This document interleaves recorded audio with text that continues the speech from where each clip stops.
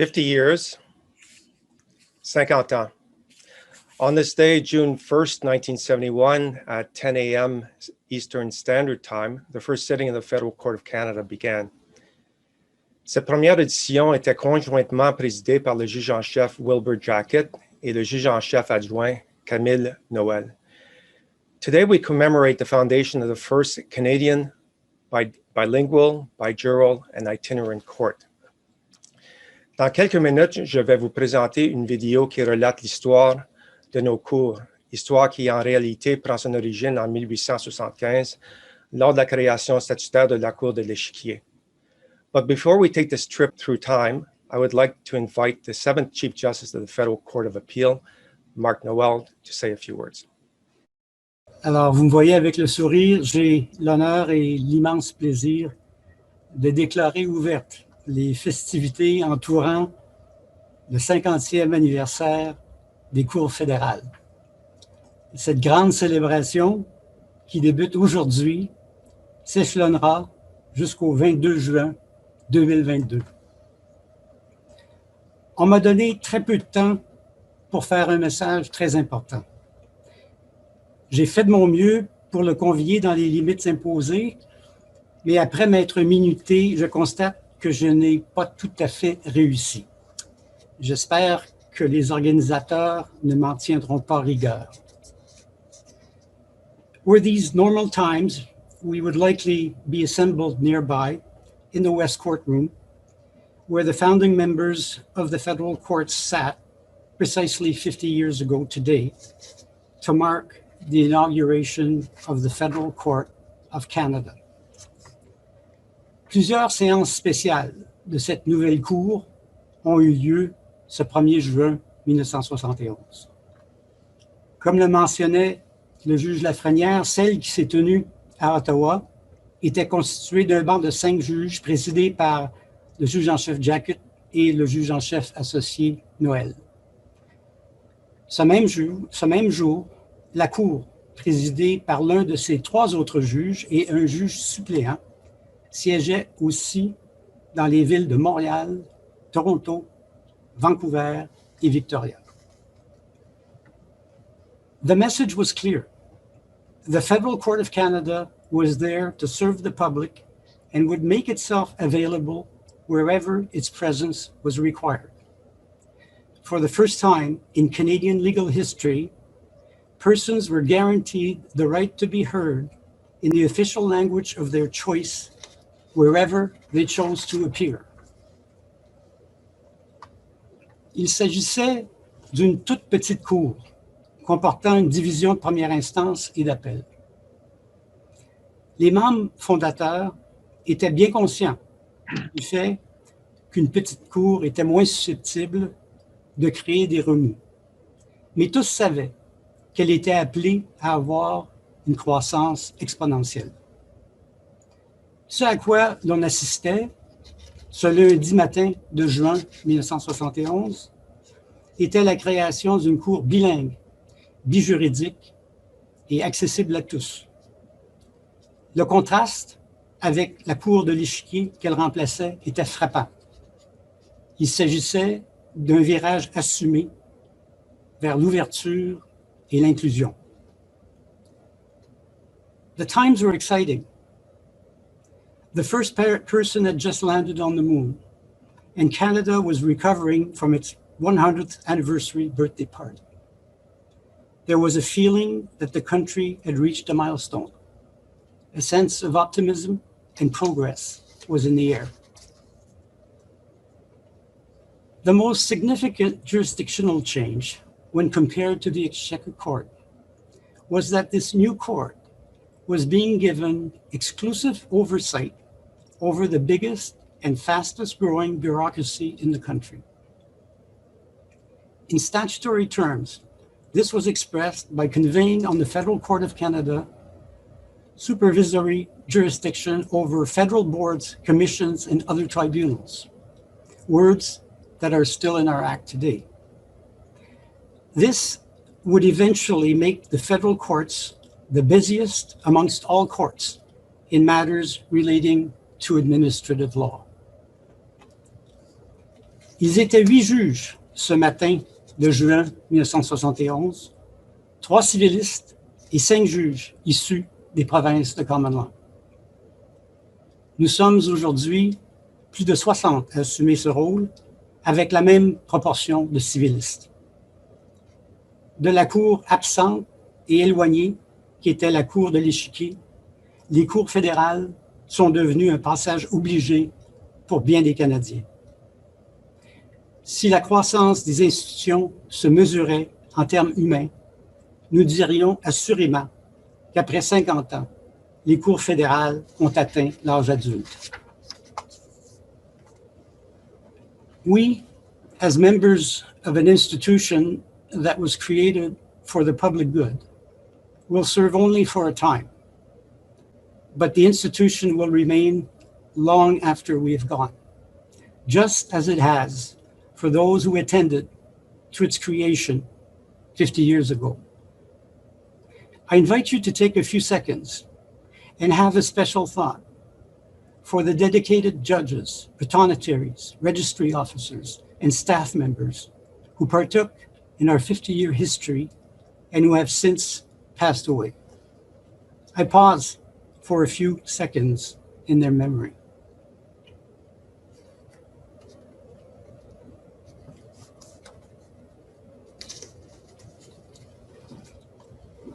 This 50th anniversary invites us to look at our past and contemplate our future.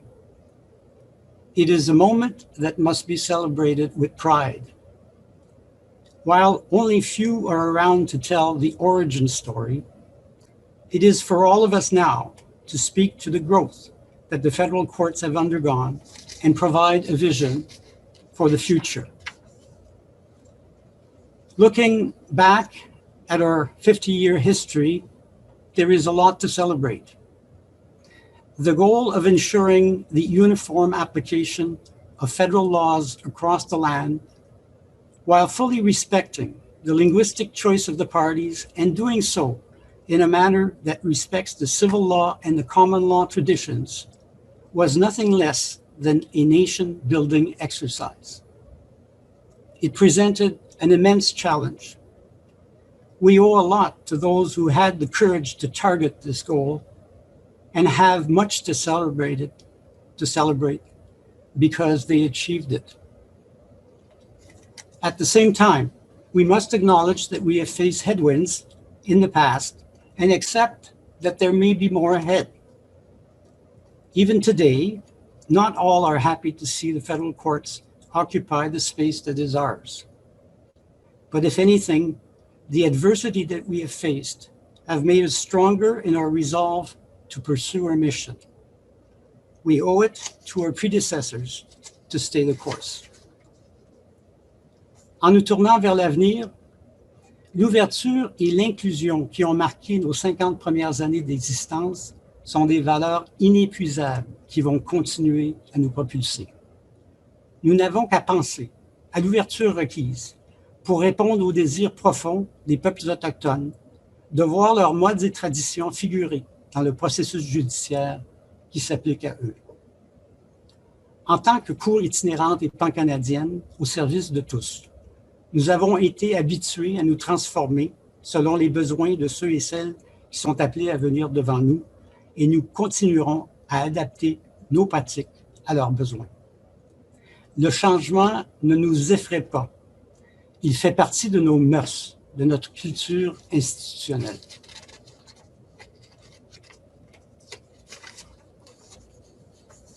The pandemic that hit just as we were approaching our 50th anniversary will no doubt leave its mark. Its impact on our activities has been too significant to leave our future untouched. But again, I'm confident that we will come out of this better equipped and better adapted to respond to the needs of those we serve. Je conclus avec un mot de remerciement dirigé envers les membres du comité d'organisation du 50e anniversaire des Cours fédérales. Ils ont consacré déjà énormément de temps et d'efforts à l'élaboration du programme des festivités, dont cet événement introductif. Ils ont dû conjuguer avec les nombreuses difficultés provoquées par la pandémie. De fait, ils ont su en tirer profit. Les célébrations qui devaient se dérouler en 1 mois s'échelonneront maintenant sur 1 an, donnant ainsi à notre 50e tout l'espace qu'il mérite. Je suis convaincu qu'elles seront à la hauteur. Merci et bonne célébration. Merci, Monsieur le juge en chef Noël. Some of the images and documents you're about to see date back to 1875, but most have captured the last 50 years. Ce fut tout un défi de faire le tri des archives pour repérer cette précieuse collection de souvenirs et de gens qui passèrent et passent, bâtissant ainsi la vie de la Cour fédérale du Canada, devenue en 2003 la Cour d'appel fédérale et la Cour fédérale.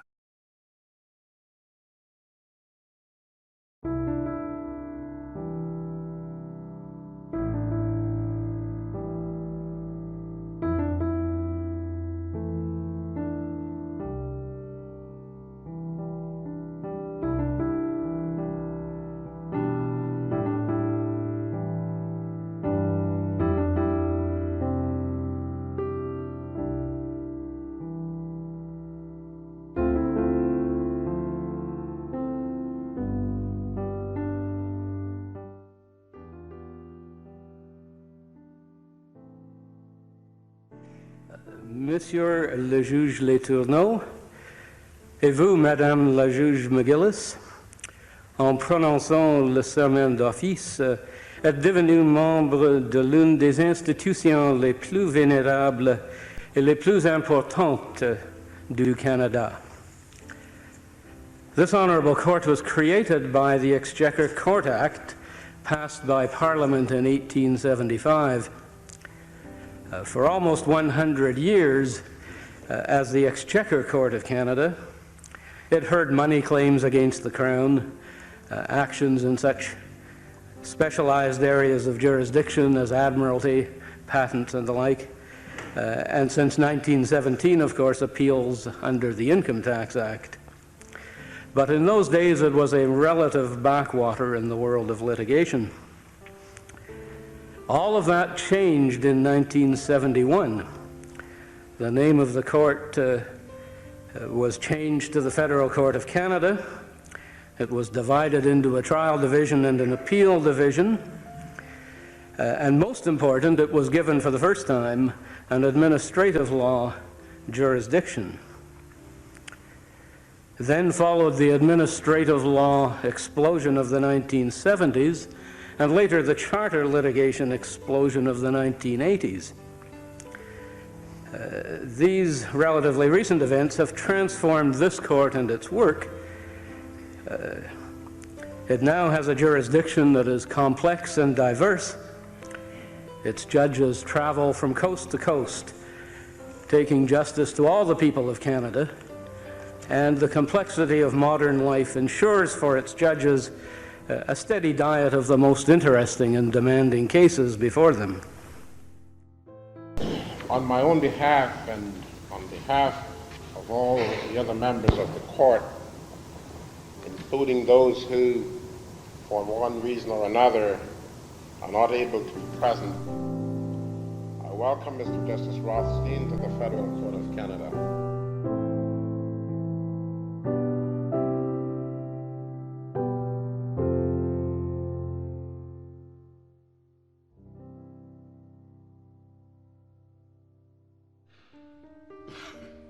Évidemment, notre situation de couple juge est nouvelle et peut en inquiéter certains. Je suis d'ailleurs probablement la seule femme au pays qui, à cause du stare decisis, doit obéir aux décisions de son mari.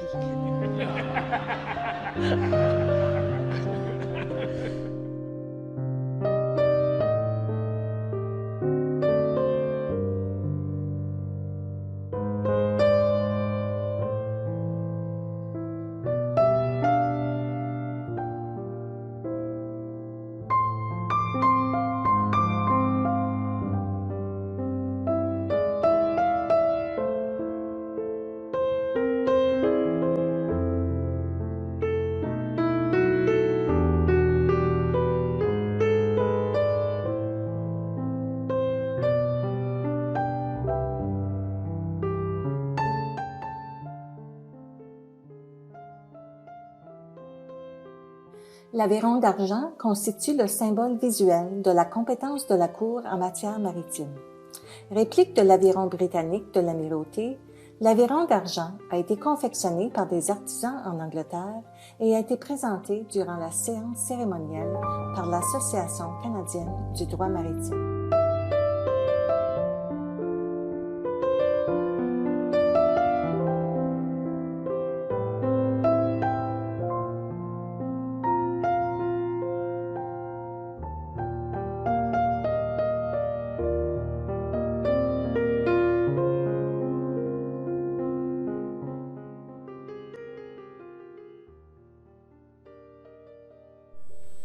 In April of 1998, the new federal court rules came into effect after broad consultation.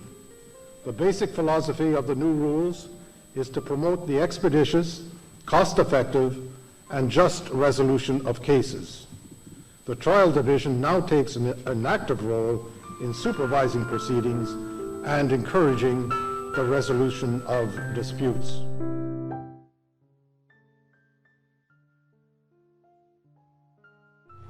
Je, Edmond P. Blanchard, promets et jure solennellement et sincèrement d'exercer bien fidèlement et au mieux de ma capacité et de mes connaissances les pouvoirs et attributions qui me sont dévolus en ma qualité de juge de la Cour fédérale du Canada. Ainsi Dieu me soit en aide.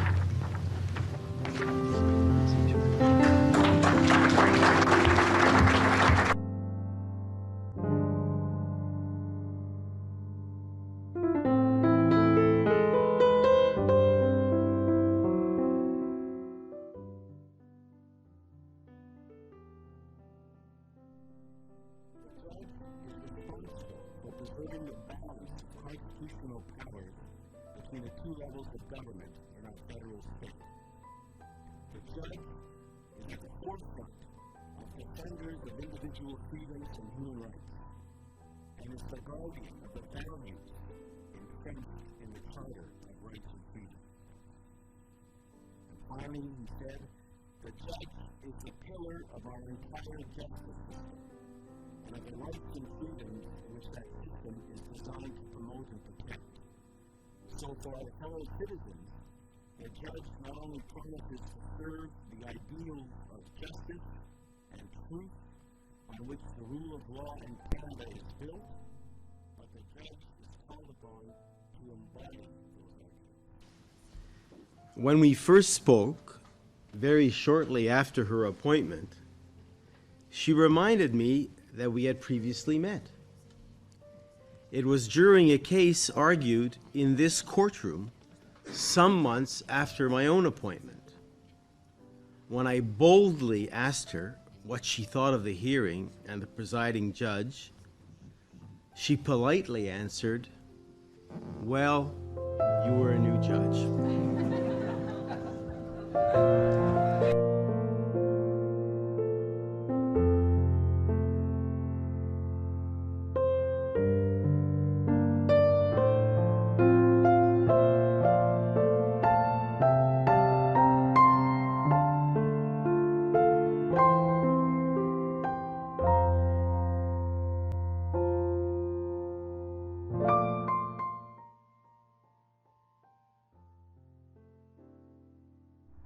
The federal court's growth over the years is no accident. It's indicative of its increased role.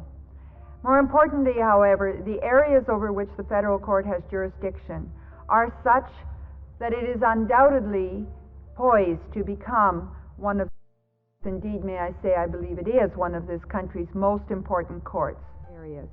It is thus perfectly appropriate that the federal court tackle these important issues of the future, not simply as a division of a larger court, but as a separate superior court of record.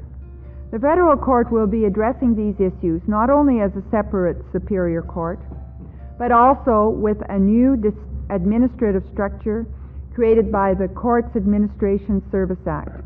It is my hope that this model of court administration will assist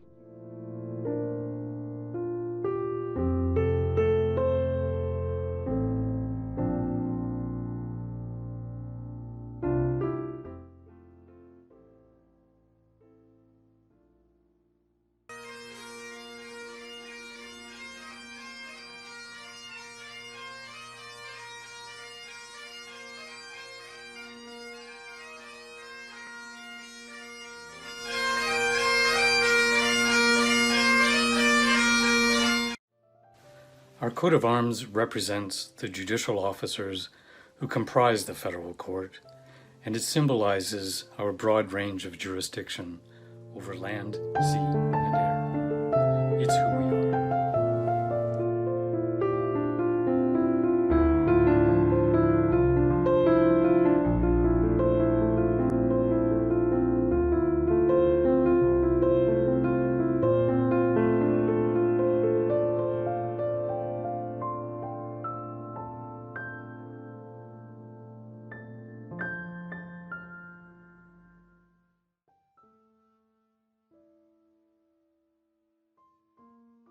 We celebrate this afternoon not one but two happy occasions today.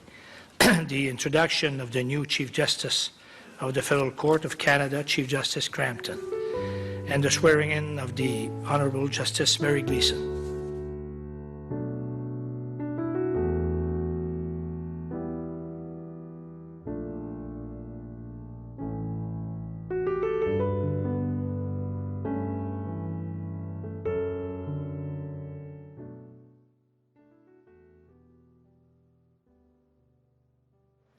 Aujourd'hui, nous célébrons.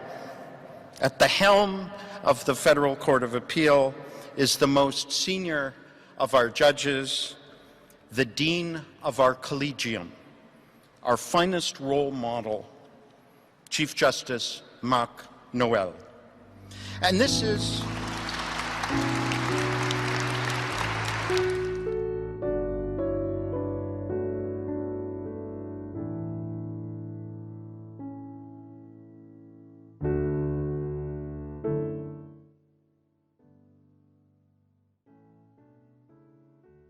May your appointment help pave the way for other similarly qualified, highly qualified individuals in the future.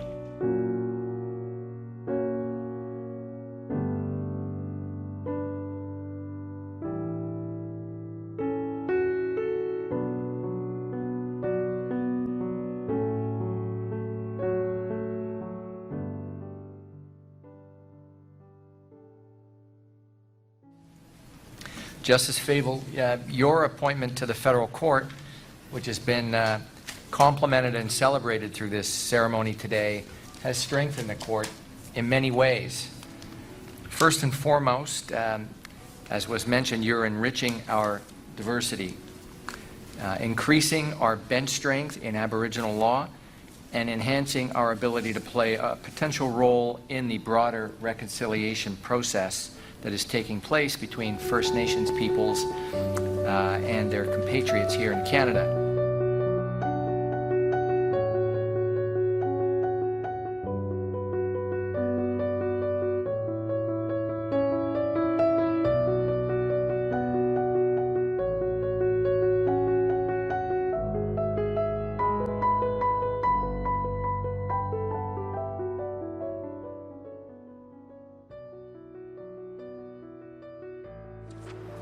So thank you for joining us for this very special ceremony to present the Honourable Jocelyn Gagné as the first ever Associate Chief Justice of the Federal Court.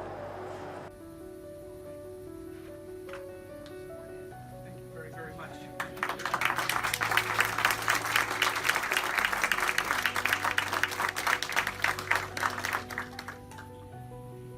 You will quickly learn that we work hard to cultivate a strong family fabric in the court, and that the richness of your judicial experience will, to no small degree, be a function of the level of your involvement in what we like to call the life of the court. So if I may conclude with one word of advice, it's to make a genuine effort to fully avail yourself of the many opportunities that you will have to participate in that side of things at the court, behind the scenes and away from the courtroom.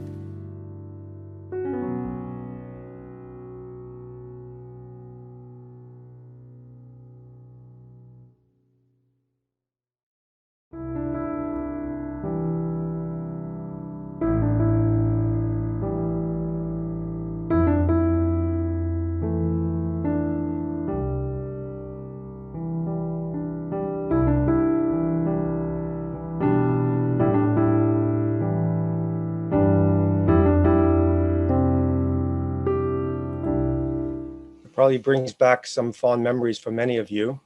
For new members of the court, our dedicated support staff, and members of the court's administration service, I hope it gives you an idea of the rich history of the Exchequer Court, the Federal Court of Canada, and its offspring, the Federal Court of Appeal and the Federal Court.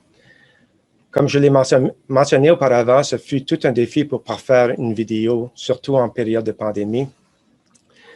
C'est maintenant au tour du 6e juge en chef de la Cour fédérale, Paul Crampton, de nous partager ses pensées à l'occasion de cet événement historique. Merci, Monsieur le juge, et félicitations pour un très bon message. It was very nice to be brought through memory lane like that. So congratulations. Hats off to you. The transformation of the Exchequer Court into what was to become the federal court began in earnest immediately following the general election in 1968. An important goal of the newly elected government was the creation of a just society. La Cour fédérale fut considérée comme ayant un rôle essentiel à jouer dans la réalisation de cette vision. En bref, le gouvernement voulait recalibrer l'équilibre entre le citoyen moyen et l'État. To this end, it wanted to provide individuals with additional, and I quote, recourse against bigness, remoteness, alienation, and distance from the decision-making power, end quote. Three other critical objectives were identified by the Justice Minister of the day, the Honorable John Turner. These were, first, achieving greater consistency in judicial review of decisions of federal administrative tribunals across the country. This was to be achieved by having a single, itinerant court replace courts across the country that had been taking different approaches to important issues. Second, providing members of the public with a one-stop shop in which to pursue and enforce claims involving matters having a national or interprovincial dimension. Troisièmement, rendre la justice d'un océan à l'autre dans les deux langues officielles, avec des juges formés à la fois au système de droit civil et à la common law. These intellectual underpinnings of the court remain as relevant and strong today as they were half a century ago. Among other things, this is reflected in the continued growth of the court's workload in areas of administrative law, intellectual property law, national security law, Aboriginal law, constitutional law, and actions against the federal government, especially class proceedings, of which the court now has over 80. From a very small complement of 8 judges in the trial division of the Federal Court of Canada, the federal court has grown to a total complement of 55.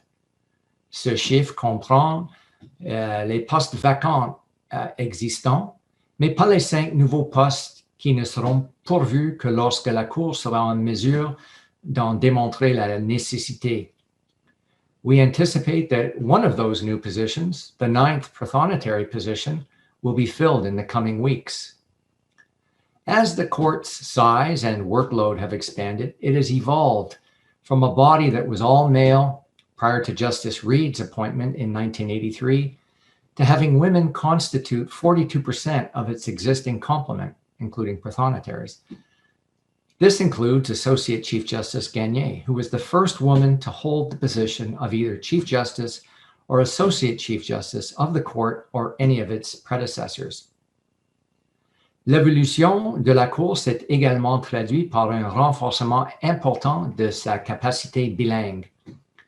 En plus de membres de la Cour originaire du Québec, une douzaine de membres de la Cour provenant d'autres provinces sont en mesure d'entendre des cas dans les 2 langues officielles, et plusieurs autres sont en mesure de traiter des demandes écrites dans ces langues.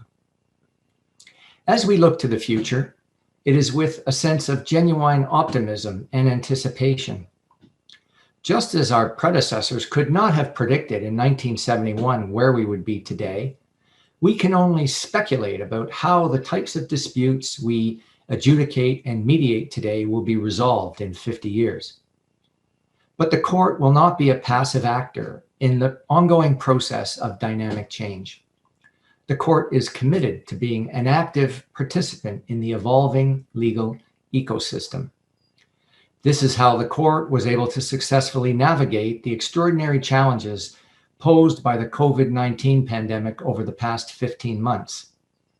Instead of finding itself back on its heels, as others charted the way forward, the court seized the opportunity to accelerate its transformation towards being much more digitally accessible and technologically advanced, as contemplated by our 2020-2025 strategic plan. As the country opens back up again in the coming months, it will be important for the court to build on its recent achievements to continue to find new ways to facilitate access to justice. In a nutshell, the challenge will be how to assist parties to get before a judge or an associate judge, as our prothonotarios will soon be called, much more quickly, for less cost, and with less procedural or logistical difficulty. Based on the feedback received in recent months, it is clear that there will continue to be a strong demand for in-person hearings in a significant range of matters. However, it is also becoming increasingly apparent that there will be a material demand for remote hearings in case management conferences, short motions, and routine immigration applications for judicial review. I also anticipate greater use of hybrid hearings, for example, to reduce costs associated with testimony by witnesses based in another country or province, or an inmate in detention. Au fur et à mesure que la Cour se dirige vers l'avenir, il sera important d'atteindre une plus grande représentation régionale et diversité. Put differently, the court's complement needs to better reflect Canada's regions and its rich demographic mosaic, while continuing to be composed of people with exceptional legal skills. This will be essential to maintaining and promoting public confidence in the court. While the court's flexible approach to where people spend their writing weeks and weekends has greatly assisted it to attract candidates from some parts of the country, the number of such candidates who are stepping forward in other parts of the country is far from ideal. We understand that this is in part because of the travel burden. We have been able to alleviate that burden by giving judges who have been appointed from across the country more opportunities to sit in the cities or regions from whence they hailed. La demande post-pandémique d'audience à distance dans les types de séances courtes que j'ai mentionné il y a un instant fournira d'autres opportunités supplémentaires. Be that as it may, the court needs to remain firmly committed to its itinerant nature. Among other things, this is essential to ensuring that regional divergences in the court's jurisprudence do not emerge. In my view, this will continue to be a critical aspect of nurturing the court as a strong national institution. The same is also true of the need to continue promoting a better understanding of the court's jurisdiction and processes. Indeed, clarifying the court's ability to provide certain types of remedies to the public is arguably essential in this regard. I will close by inviting you to conjure up John Lennon and imagine. Imagine a court that has a headquarters befitting of an important national institution. Imagine a court that is moved out of commercial towers into Crown-owned facilities situated closer to judicial precincts across the country. It's easy if you try. Imagine a court that has greater administrative independence and a budget that permits it to fulfill the mandate envisioned by its founders. I wonder if you can. Imagine the Competition Tribunal Act being repealed and having a new chamber of the court deal with applications from the Commissioner of Competition. The chamber could even be a combined competition and IP chamber, or even a broader commercial chamber that includes maritime law disputes. Imaginez d'autres divisions de la Cour, y compris en matière de sécurité nationale, droit autochtone, de recours collectif, and perhaps even chambers dealing with one or more new areas of jurisdiction that make sense to allocate to the court. It isn't hard to do. Imaginez comment une cour dotée de telles divisions pourrait attirer davantage d'excellents candidats de tout le pays. I hope someday you'll join us in helping to transform some of these ideas into realities. Merci beaucoup. Thank you very much, Chief Justice Crampton. La cérémonie d'aujourd'hui est le premier élément de la célébration du 50e anniversaire de nos cours. Le deuxième, c'est un livre. The idea of having a book to commemorate the 50th anniversary of the federal courts began in 2017 as a result of discussions between judges of both courts, Justices Richard Boivin, Donald Rennie, James O'Reilly, and Simon Noël, and their respective executive directors, Amélie Lavictoire and Lise Lafrenière-Henry. Le juge O'Reilly rencontra à Toronto le professeur émérite Ian Green et de là, le projet prit forme. Les trois autres co-auteurs, professeur Martine Valois, Peter McCormick et Craig Forsacey, se sont joints au groupe. A total of 78 appointed judges and retired judges granted interviews to the authors. With the collaboration of 8 other scholars and the participation of our Chief Justices, the book has 18 chapters with a preface signed by the Honorable Frank Iacobucci, the Federal Court of Canada's 3rd Chief Justice, and of course, former member of the Supreme Court of Canada. The epilogue was written by retired Federal Court of Appeal Justice Robert Descaries. Le livre sera l'objet de discussion lors de son lancement le 1er octobre, et l'un des anciens des cours sera des nôtres. Les co-auteurs et co-directeurs du livre discuteront de l'importance de nos cours à travers leur histoire et encore aujourd'hui. There is another special element to recognize this historic year. It was the opinion of all committee members that the 50th anniversary was also an occasion to have a special logo to commemorate the events. It's described as follows. The 2 arcs represent the 2 national, bilingual, and bijural courts. Les 2 parties de l'interruption représentent l'accessibilité aux cours, and the point, a perspective into the future. Speaking of the future, the next 50th anniversary year event will be a series of webinars this fall to be held shortly after the book launch. Des membres de chacun des 2 cours discuteront d'immigration, de la sécurité nationale et de propriété intellectuelle avec des experts dans ces domaines et l'un des co-auteurs du livre. Finally, there will be a much grander celebration, but not until next year for obvious reasons. The courts will host an international panel of judges and national panels on a number of jurisdictions. And there will be a gala and hopefully a safer world with the COVID pandemic behind us. In conclusion, the courts have evolved greatly.